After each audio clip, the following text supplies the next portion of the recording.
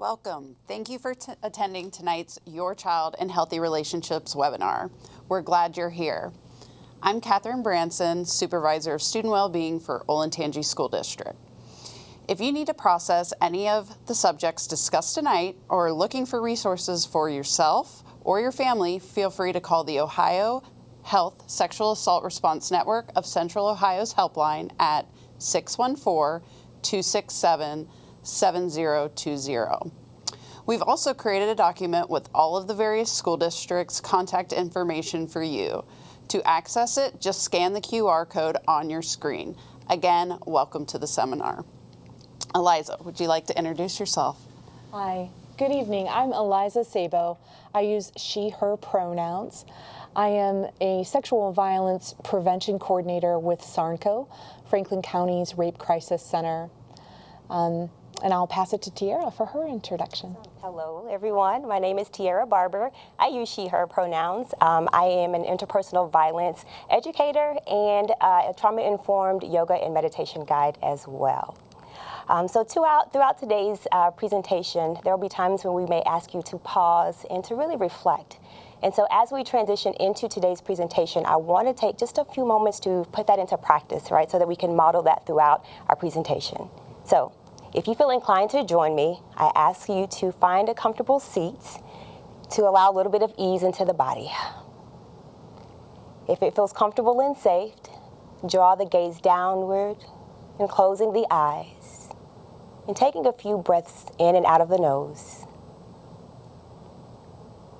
Allowing the shoulders to soften, releasing any holding in the jaw, around the eyes. And just take one moment to be here in the present moment. Noticing how you're feeling. Any thoughts running through the mind, any emotions that are present with you right now. Just acknowledge what is within. And as we go throughout today's presentation, coming back to the breath, to anchor you when it may get tough, frustrating, exciting, and be present fully in the moment. Taking a deeper, slower breath in through the nose and slowly release through the mouth, letting the breath go and inviting ease into the body. As it feels right, begin to slowly open the eyes, bringing your awareness back into this space and onto the presentation. Thank you, Tierra. That was really great. What a good way to transition from a busy work day into this presentation. So we're here tonight to speak about bystander intervention. And I'd like to start with a little bit of inspiration from the amazing Tarana Burke. If you don't know Tarana Burke, she is the woman who founded the Me Too movement. And she's definitely worth Googling because she's doing some incredible things to make our world a safer place. This quote is from an interview from last year. When you see something that's not right and not good, you have to be active and do something about it. So I think this is a really important place for us to start as we enter into a discussion about bystander intervention. Your kids may know this as see something, say something, or maybe they've learned see something, say something, do something. Oftentimes that's how we enter into conversations about bystander intervention with students. But I think the important part about this quote to me is what's in caps, and I love that it's all bolded and in caps. You have to be active and do something about it. So tonight we are going to talk a lot about the concepts behind bystander intervention, about awareness, but we're really going to focus our attention on being active, on taking action, and all the different ways that we might do that. As adults, how we might model that for the children in our lives, and how we might have discussions with our kids about bystander intervention, why it's important, and how they might also incorporate it into the way they walk in the world. So the concept of bystander intervention is one of observation, understanding, and action. And tonight, our focus will most certainly, especially when we get to the scenarios, be on action. Oh, sorry. Okay. So the question may still be out there as to why does this topic matter? Interpersonal violence, which includes bullying, sexual harassment, sexual assault, these are public health issues that are prevalent in high schools, in the hallways, behind closed doors in homes, right? Online, in person. They are really affecting every community that you and your children are a part of every day. So it impacts us all. And the purpose in us being here tonight is that how can we be more active parts in the equation to reduce violence and to create environments and communities where we all feel safe.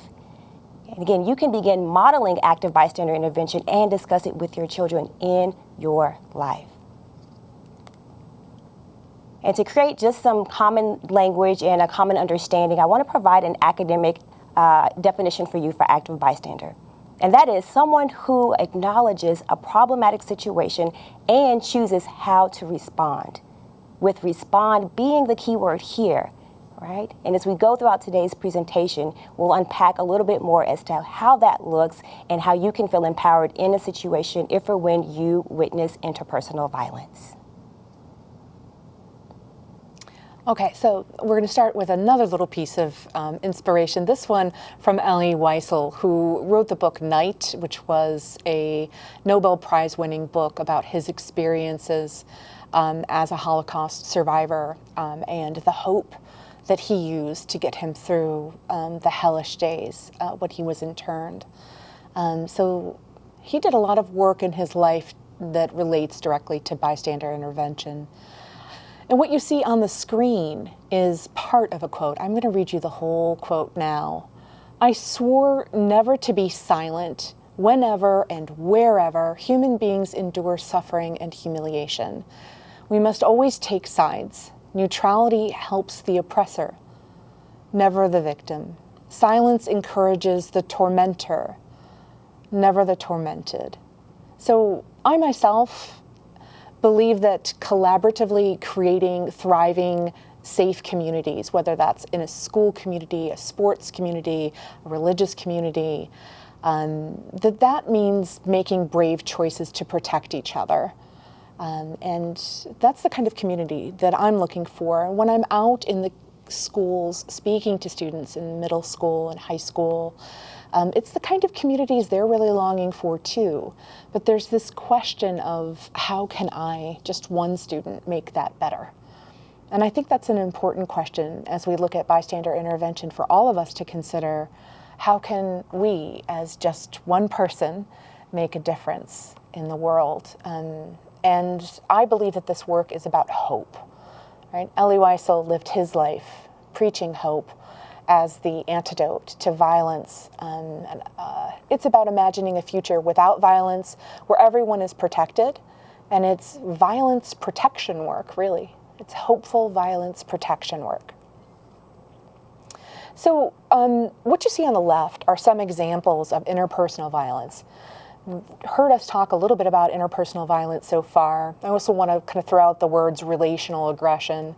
And when we think about relational aggression and interpersonal violence, for me, I'm thinking about all of these things. And you see some things here. It says rape jokes.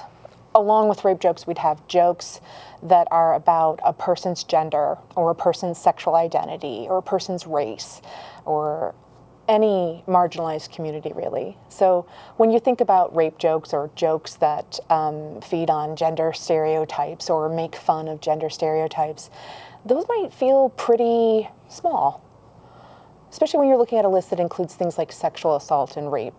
But they're really important. And so when we talk about interpersonal violence with students, we're always talking about how there's a web underneath the really strong acts of interpersonal violence like stalking and physical violence, sexual assault, rape, and even murder. Underneath that is this supporting structure of locker room talk and bullying and catcalling and cyberbullying and all the silence of all the bystanders who watch it happen and don't intervene. So on the left, you see some examples. It's not a complete list, but some examples of relational aggression and interpersonal violence. The question I like to ask is on the right-hand side of the screen, and that's, what can I do, or what can you do, when you see someone being bullied, harassed, mistreated, or assaulted? So that's the big question. What can you do? And the number one answer I get from students is, you know what, it's not my problem. And sometimes that's said flippantly, like, oh, that's not my problem. But sometimes it's said in the context of, well, you know, they have good friends who can take care of them. They've got a family who can take care of them. Or that's why we have security at the school, right? The security should be taking care of that. The adults at the school should be taking care of it. It's not my responsibility. And it's not my problem. And so before we really dig into solutions tonight, I want to level set and normalize that this is the most common reaction to witnessing violence or suspecting violence. And in fact, all the research that's been done on bystander intervention, or the lack thereof, since the 1950s points to something called the bystander effect.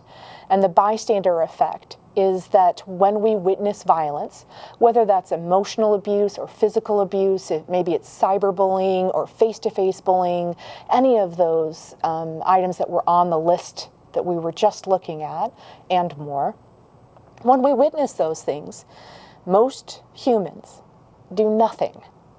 There is a voyeuristic response or a non-action response of just watching. And that's true. Like I said, the research since the 1950s, no matter where that research has been done in the world, it is the most common, by far, human response to violence. And so what we try to do in prevention is to get in front of the violence and to really talk about, this might be how you've acted in the past, right? As we're talking about bystander intervention, you may remember times when you didn't intervene. And that's okay. It really is. It's normal. But what we're trying to do tonight, and what I try to do with students at the schools, is to convince them that if your first response is, that's not my problem, someone else is going to take care of that, someone else will deal with that, to maybe reconsider that and say, wait, I'm a member of this community and I can have an active part of ending violence in this community. And part of that starts now as I witness this violence and choose to do something instead of doing nothing.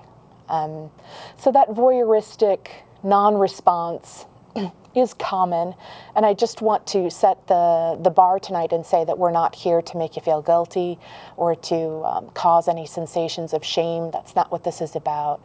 It's very appropriate for humans to not react because that's how we're hardwired. But it's very important that we work past that and we choose differently and we choose to protect each other. So just a little bit about the research behind bystander intervention. Yeah, and so to counteract the effect that happens, sometimes as a natural reaction to violence, we want to empower you throughout today's presentation. Bystander intervention, it starts with you. You have the capability to make major change in this society. And how you respond to this question really, really makes a difference. What can I do when I see someone being bullied, harassed, mistreated, or assaulted? And really take this into heart, and as we sit here throughout today's presentation, really think about these questions. This is like your training ground. Really put some thought into it, because when the situation happens, it might be too late to come up with a game plan. So we're laying down this time for you to really put some thought into it, to put some strategy, so that if or when something does happen, that you feel empowered and you have a game plan to at least get started, to at least act in the moment, and to feel okay with what you're doing, right? So I know that some people are still saying, but what? Like, why should I do it, right? Why should I care, right? Why should I even bother? Well, as we said, it's a crisis out there. The numbers have definitely gotten higher, especially through COVID, but we know that we want a different reality. We want to live in a community that is healthy, that is thriving, right? But that takes a collective sense of us all, right, to be empowered to do something if or when we see something. Now, just in your families, like, you may not like everybody all the time, right? And you don't have to do everything. You don't have to fix everything. It doesn't rest on all of your shoulders. But you can do something. And to be prepared if or when you witness an act of sexual violence. Now, this is a moment to pause and to check in. And I'll admit during this pause that this isn't easy work. And I know that it can be done. It's possible. And if you, as the adults in the lives of these children, can begin to model what it looks like to speak up, to be an active bystander when you see something, that says a little bit more about the shared values that you're communicating in your families, and it shows them a way in which they have a plan as well, right? So if we want to live in these environments, in these communities that are thriving, that are healthy, we have to start now. We have to start modeling it for the people in our lives and living it out loud. And if that doesn't convince you, all right, think about maybe one of your closest friends or your closest family members, right? If you are not able to be by their side one day, if or when something, happened, and someone was, and they walked away, wouldn't you want someone to have done something, to say something, to stop, or to intervene? Well, that same grace that we're asking for you to extend to the situation, that same care, like we want you to extend that out into the community, right? It all takes us all to make this a better place. And in essence, we're asking you to step up as a leader. One thing I talk to my students all the time about is, do you really think that you're a leader? And a lot of them don't think that they're leaders, right? Because they're not winning a shot at the end of a game, right? Or they're not leading an organization. But for us to be functional human beings in this society, we've got to get up, we've got to get ourselves together, and we've got to go out and do the things that we have to do. That's an element of leadership. We talked about hope earlier, right? So it's about all of those qualities of modeling the type of community that we want. Adults, kids, we can all do this, right? Leadership is an essential life skill. And so understanding your place as an active bystander and a concerned citizen who acts when someone is being hurt is an act of leadership. Dr. Martin Luther King empowered us all the time with his messages of action and of hope. And so in this subtle but yet powerful statement of the time is always right to do what is right, it's a simple reminder to be action-oriented at all times. How do we become active bystanders? That's what we're here to talk about. So, as caring adults, askable adults, guardians, and parents, I thought it might be interesting for you to hear a little bit about what the students come back with when we're in this conversation about bystander intervention. So one of the first things that usually pops up in the classroom discussion is about snitches. And I want you to imagine for a moment a classroom full of kids. If I were in front of a classroom full of kids and I said, snitches get, and I leave it open for them to finish the sentence, I wouldn't have one or two students responding with an answer. I would have a choral response from every student in that classroom. And the answer is that snitches get stitches. And your kids know this, right? It's a part of their lived experience.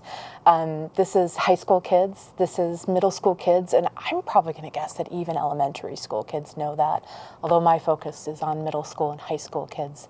So it's a real phenomenon, this idea of snitches get stitches. And I get it, I do. So when I'm talking to kids, I let them know that who would they stand up for is usually my next question.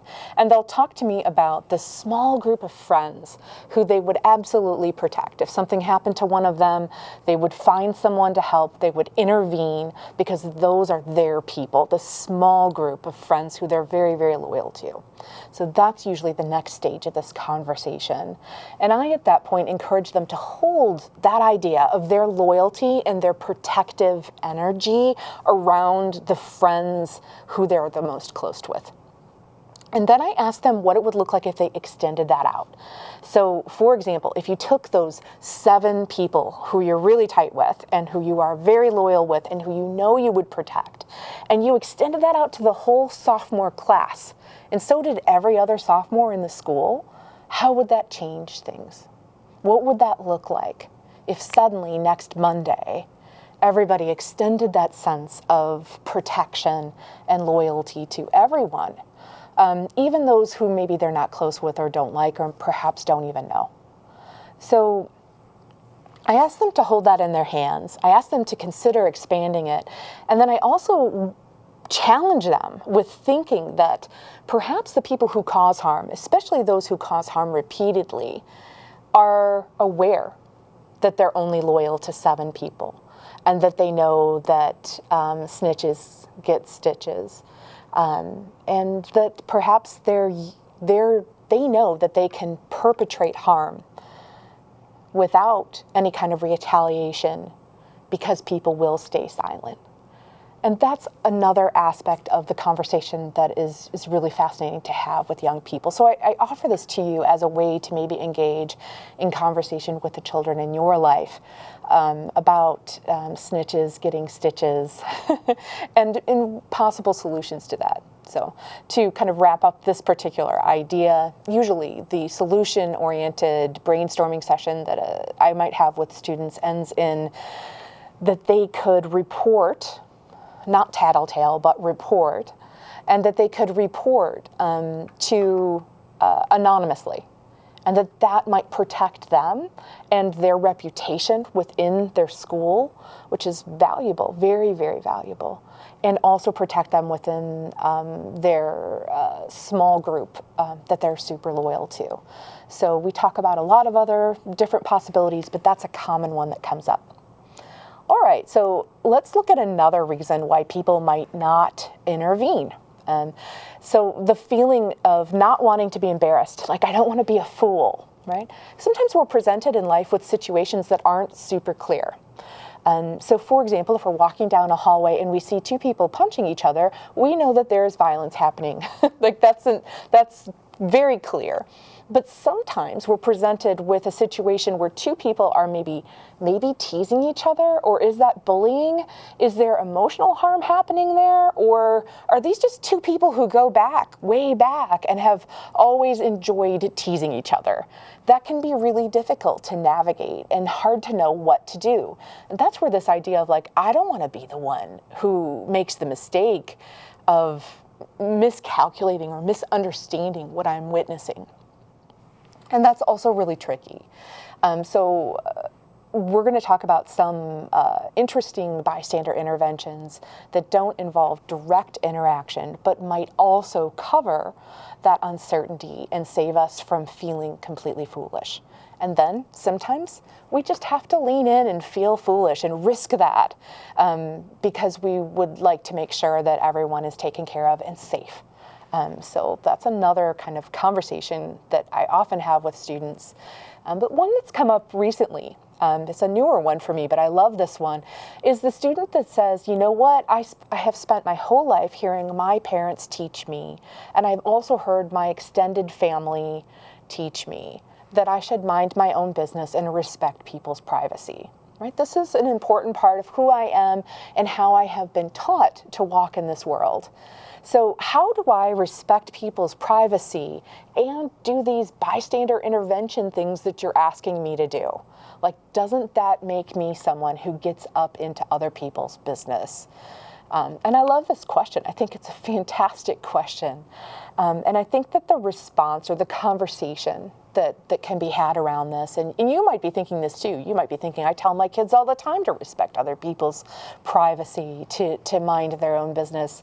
How do I also then sit down at the dinner table or while I'm driving them to practice, discuss bystander intervention and not feel like I have 2 faces? So if that's how you're feeling right now, I want to invite you to have a conversation with the children in your life about the difference between being nosy and being respectfully concerned. because I think there is a difference. And I think part of what we're trying to do with respecting people's privacy and talking to kids about minding their own business is to teach our kids to not be like busybody, nosy people. We don't want that.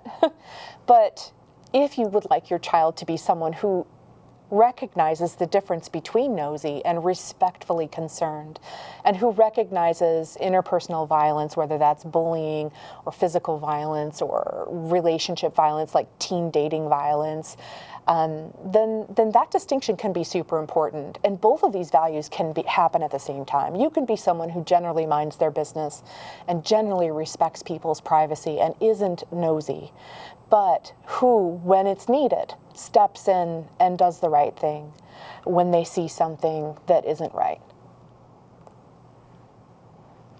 All right, so as we're talking about bystander intervention and we're saying be active and jump in and everyone can do something and all of those things are true, first and foremost, we want to put it out there, safety first and foremost, right? So assess the situation for your personal safety and also the safety of others. This is especially true, we'll talk about being direct, but if that is your first inclination is to just jump in and to do something, right? Really give yourself that opportunity to, again, to pause, to assess the safety for yourself and for others, and then make that decision on how you will act from a more connected and grounded place. So speaking of which, we'll move right on to talk a little bit about the different ways in which you may choose to be an active bystander. So we've got 4 Ds here. There's a 5th one out there that we'll kind of throw out there as well. But being an active bystander doesn't mean that you always have to directly intervene, right? You don't have to put the cape on. You don't have to swoop in and be the hero of the day, right? But again, everyone can play a role in through these various different ways. So yes, that first D of being direct, if the situation is safe to do so, you may ask, the person being harmed if they're okay, or you can say, hey, this isn't okay, or what's going on, right? So just being direct and going into the situation. You can delegate, right? So in public situations, typically there is someone of a security or a police. That's definitely a way of involving some type of authority figure.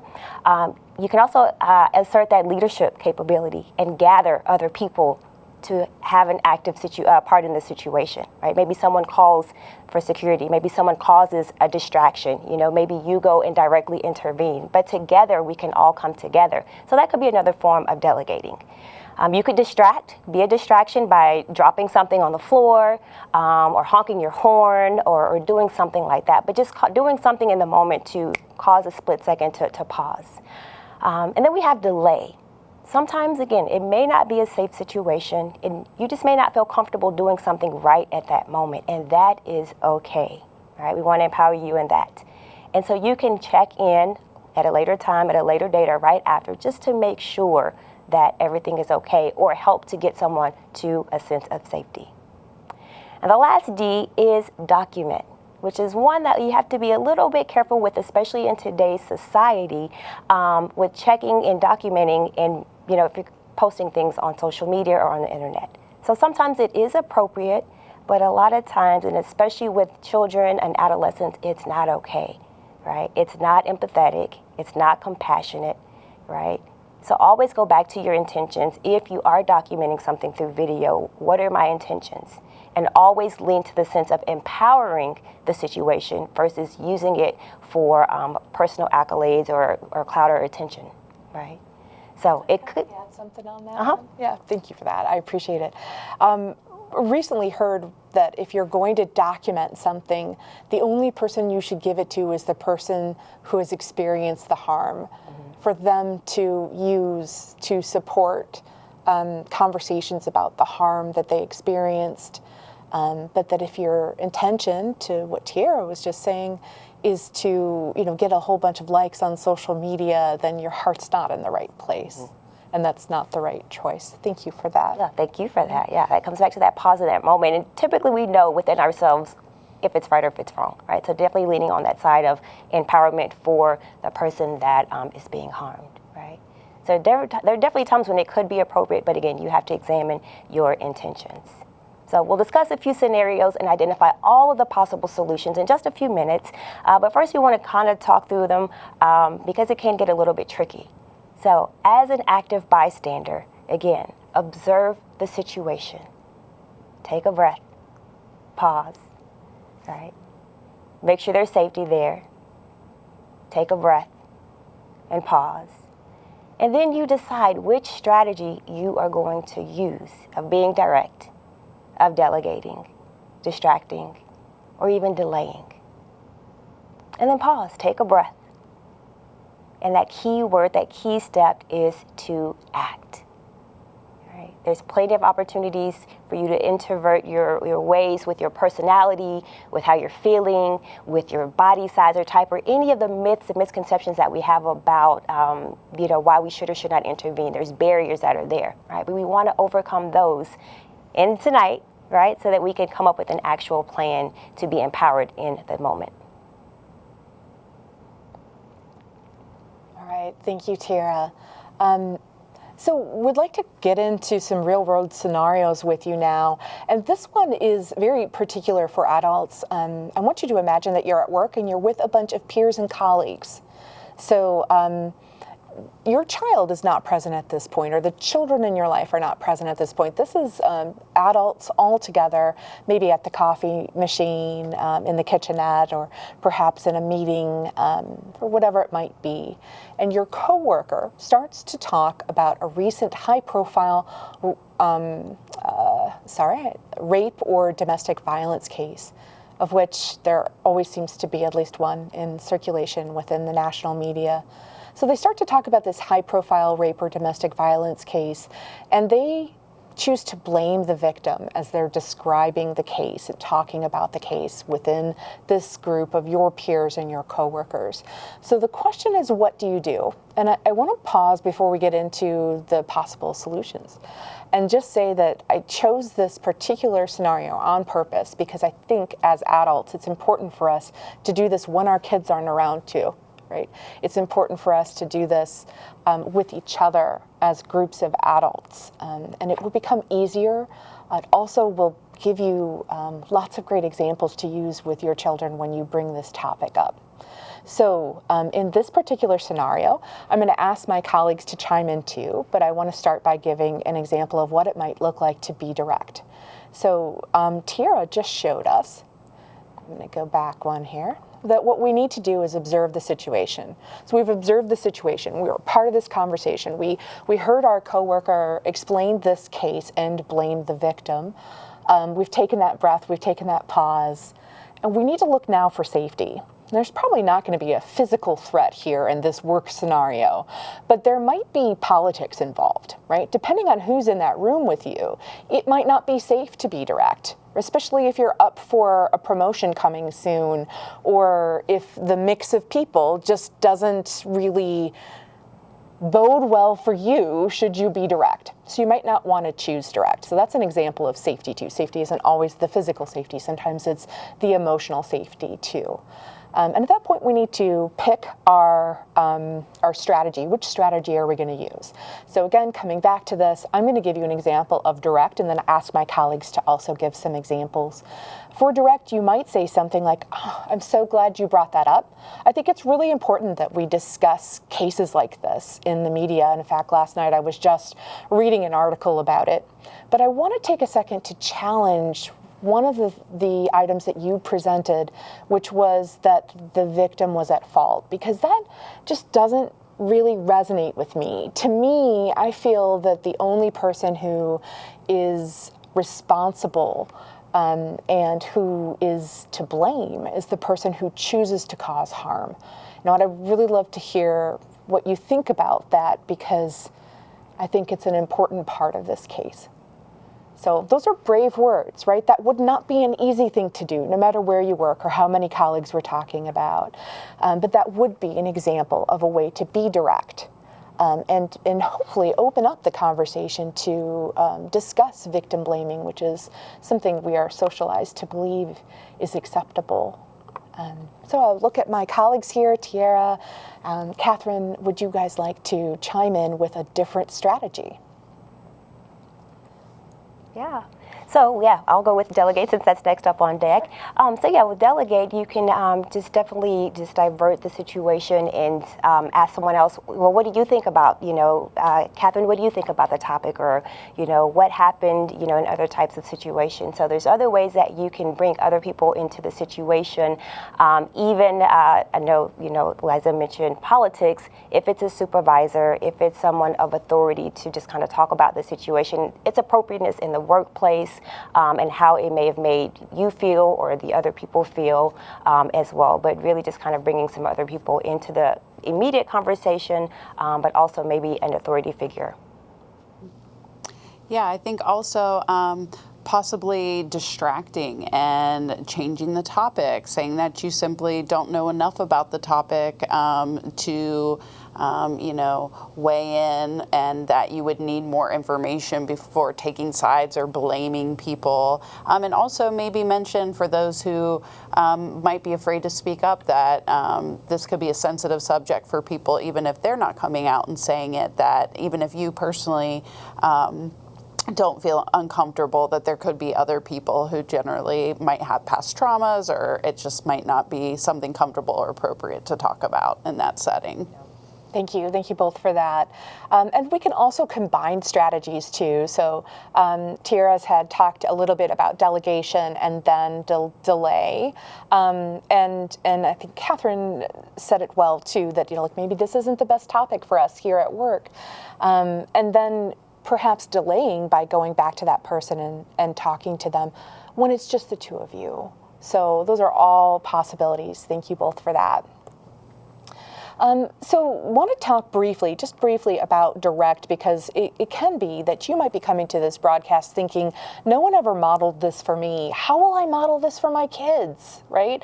That can be a tricky thing, especially when we start to talk about direct. It's easier to use our imaginations and think about how we might distract a situation, but direct can be a little bit tricky. So I want to offer you some words, and these words too are really great in combination to help you and perhaps the children in your life find their voices when it comes to being direct. Again, direct is not always the best solution. It's certainly never the only solution. But if you are wanting to try to be direct and struggling to find the words, these might help out. So here's one. Is everything okay here? At this point, I'm talking to the person causing harm and the person who's experiencing harm at the same time. This next one is specific for the person who is experiencing the harm. Do you need help? So I'm just addressing them very directly. Do you need help? Okay, so switching gears, I can speak to the person who's causing harm and say something like, you need to stop, right? You need to stop, that's not okay. And in fact, that's the next one. That's not okay is one that commonly comes up as we're brainstorming this with students. Probably the most favorite for the students is like, dude, that's not cool. It sounds ridiculous when I say it, but it sounds great when they say it. And that's what we're looking for here in this exercise. We're looking for what would be the natural words you might use if you were going to choose, because it was a safe situation to do so, to intervene directly. Some of these are a little more confrontational because it really depends. The person who's causing harm might be a sibling, a friend, someone who you know really well, and you can be a slightly more direct with a question like, do you realize how problematic that is? Why would you say that? And what you just said makes me uncomfortable, right? That opens up the possibility for us all to be human and feelings. That was inappropriate, right?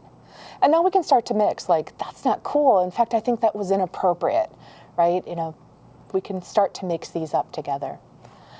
We need to talk about what you just said can be direct in the moment, or it might be actually a really good solution for delay.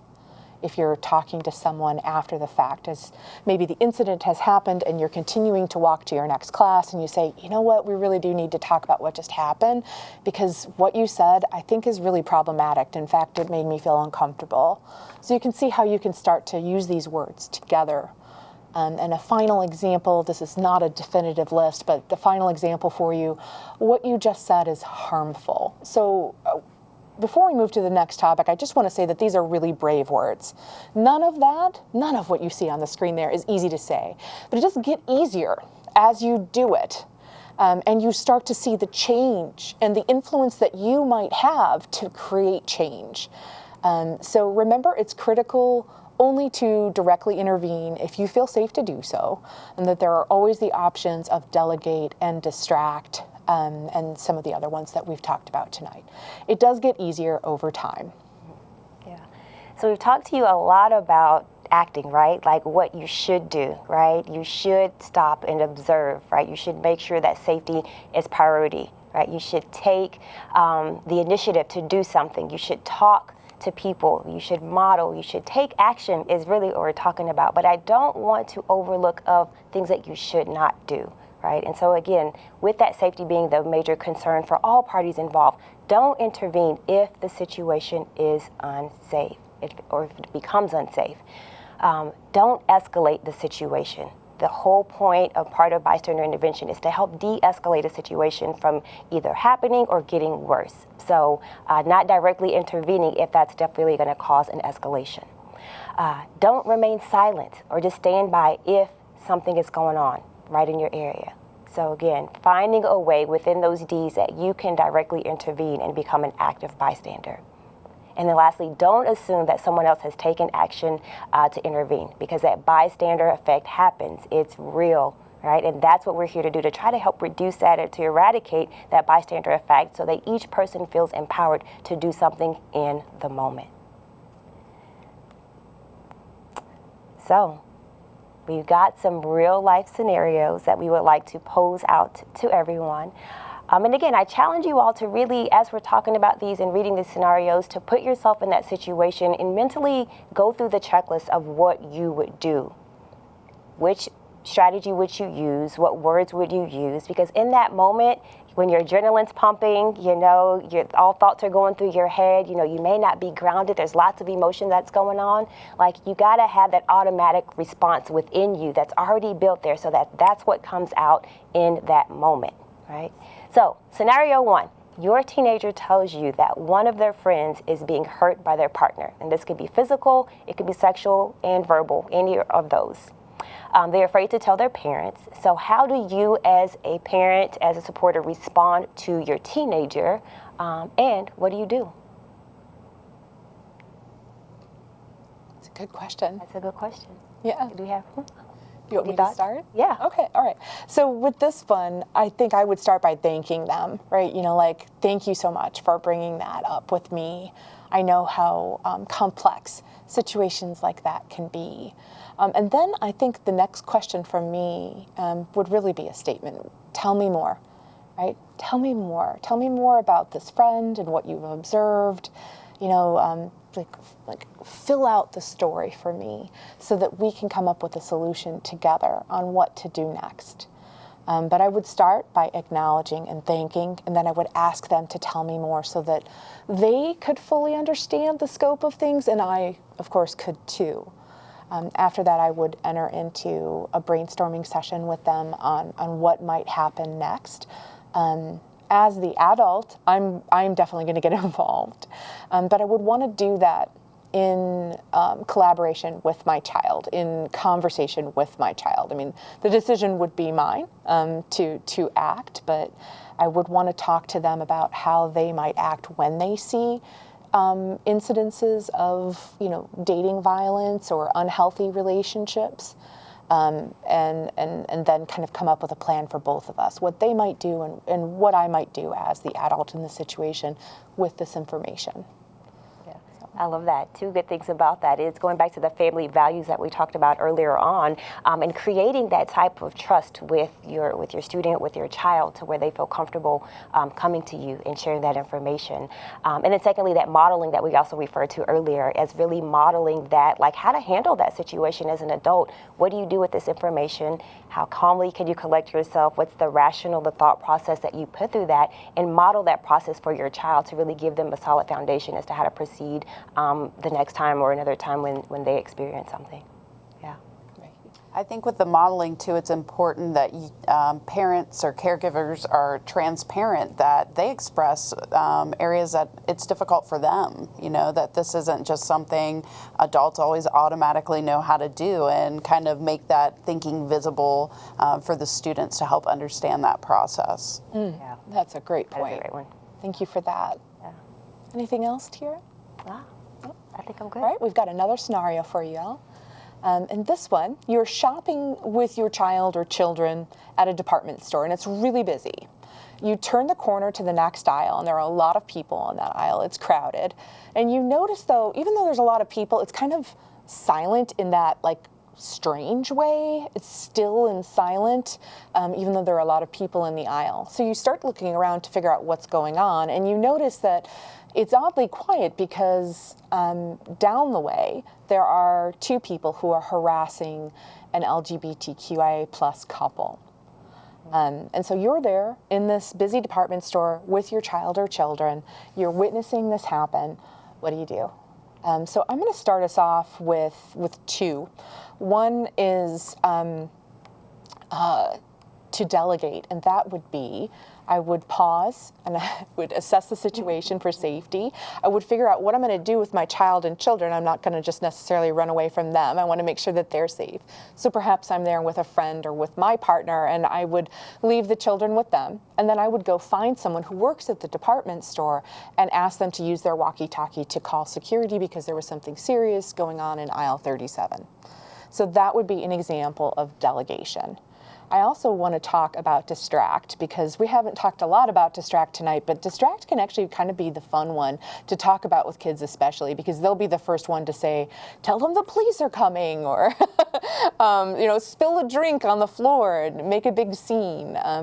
And that's where our imaginations actually do come into problem solving and solutions with distract. So in this scenario with distract, again, I would make sure that my kids were going to be safe because I'm going to move away from them and I'm going to move towards the couple and the people who are causing harm.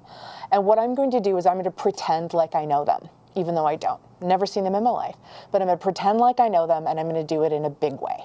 So I'm probably going to clap my hands and just be like, oh my gosh, I can't believe I'm running into you guys tonight at this department store. It's so good to see you. I sent you that email last week. I know we haven't had a chance to connect, but I'm so glad we're connecting now. That alone, first of all, it's uncomfortable, but it's also kind of fun because you're acting, right?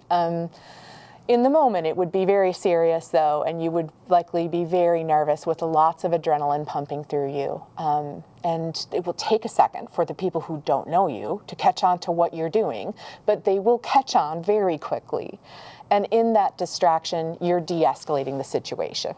So all of the options we've offered you here tonight are nonviolent de-escalation techniques, and distraction deserves its moment. So I wanted to make sure we had an example of that.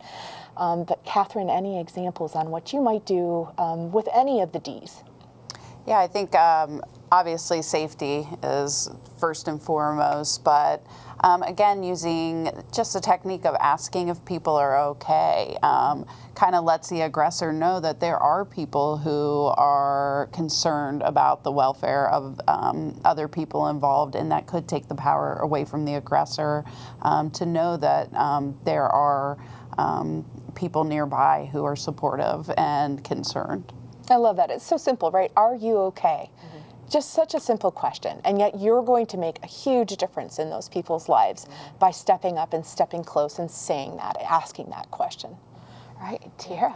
So the catchy one here is that the documenting, right? Mm-hmm. So maybe, again, if it's because your children, you don't feel safe or you don't feel it's your place, you can still do something. So documenting, so it doesn't mean you have to discreetly hold your phone up into people's faces, but you can definitely hold a phone somewhere down and maybe document anything within that situation. And then after which you only share that information with the couple, and you ask if it's something that they want to see, if they want to have in their possession, and it's up to them to decide what to further do with that. And that's where you leave it. And if they don't want it, you can just discreetly delete it and go on about it, but at least it's there for them to have if they choose to have it. I love that. So we could couple that document with also a delay. So maybe the violence itself is over. You offer them that video that you made, and you also just check in and ask them, like, how are you? Are you okay? Because that was so not okay what just happened. Right. Yeah. Okay. Very good. Thank you. Thank you. Awesome. We shared lots of hands-on, real tangible examples and experiences, and we hope that you're all able to just kind of go through it and really put yourself in those situations and leave you with some tools to further explore on your own, because this isn't just a one-time training. This is a lifetime of work, of making sure that we're educated and to make sure that we continue to feel empowered to act when we see something.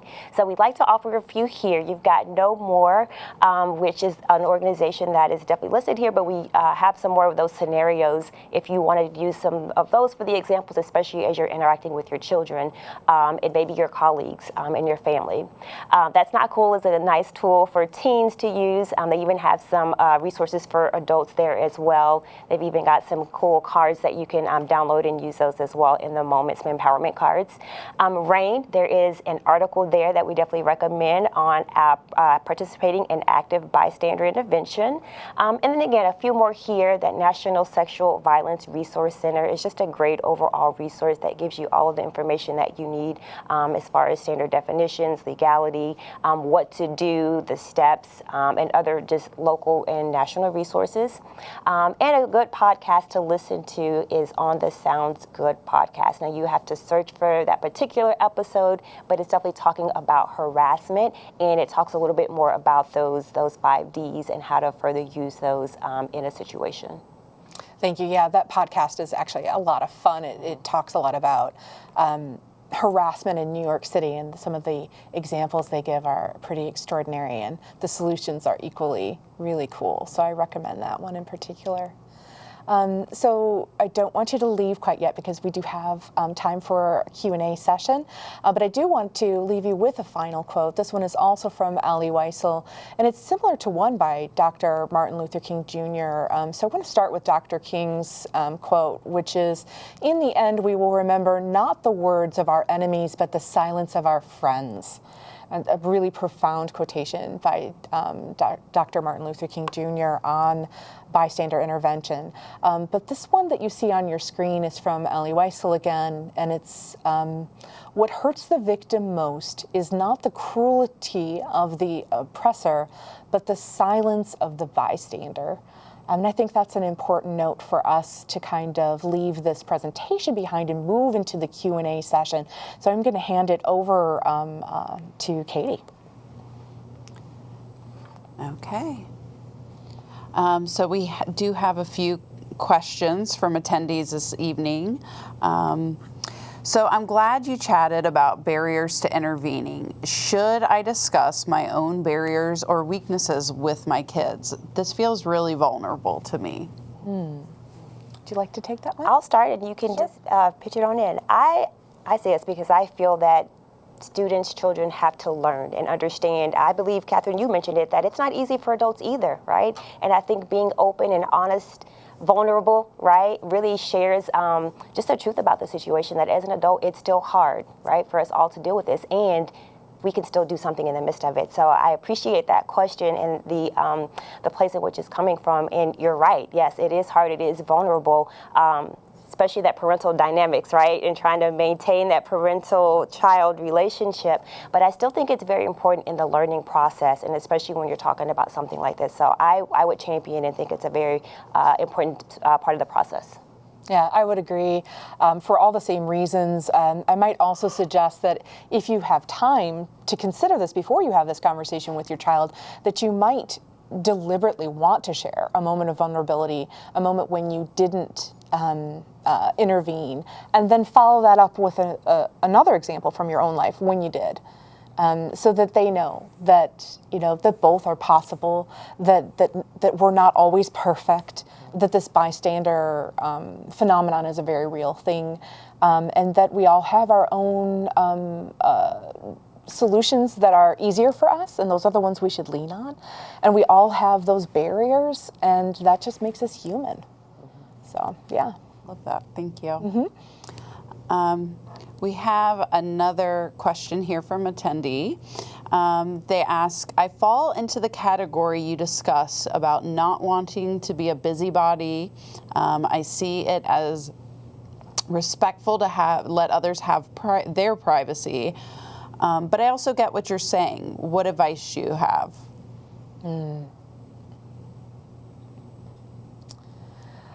Well, earlier we talked a little bit about the difference between being nosy and recognizing violence when it's happening.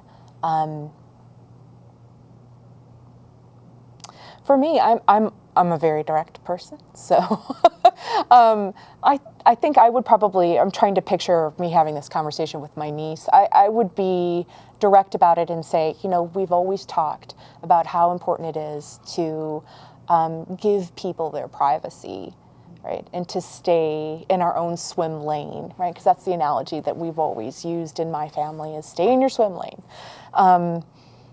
But if you see violence happening 2 swim lanes over, then that's not being nosy. That's not a situation where privacy is the most important thing. Because in that situation, when you see violence happening or you suspect violence is happening, the most important thing is the dignity and worth and safety of the person who might be harmed, right?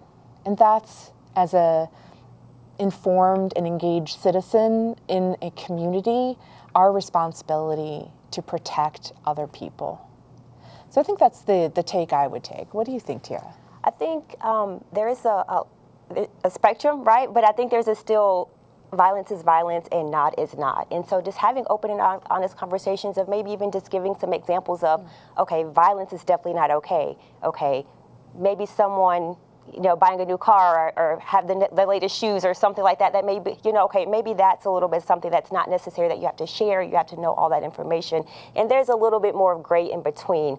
But there is that line where it's like, okay, that is clearly outside of being nosy, and that is more towards that being a concerned citizen and hoping to empower an empowered community to where we can help step into that situation. So I understand, but I think laying out just a few examples, but saying, hey, this is completely when it's not okay, and this is a time to speak up.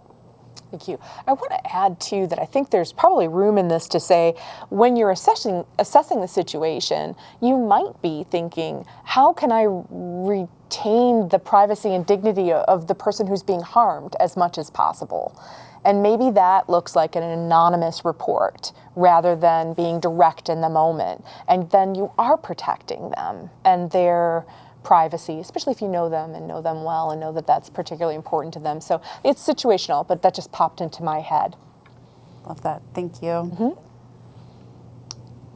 Okay. We are going to wrap up for the evening. Thank you both to Eliza and Tierra. Wonderful information. Thank you so much. And thank all of you for attending tonight's seminar. If you need support or resources for yourself or your child, please do not hesitate to reach out to SARNCO's 24-hour helpline at 614-267-7020. Again, we've also created a document with all the various school districts' contact information for you. To access it, just scan the QR code on your screen. And finally, we hope you found value, knowledge, and inspiration in this session tonight. We've placed a short survey link in the chat, and we'd love to get your feedback. Again, thank you so much, and enjoy the rest of your evening.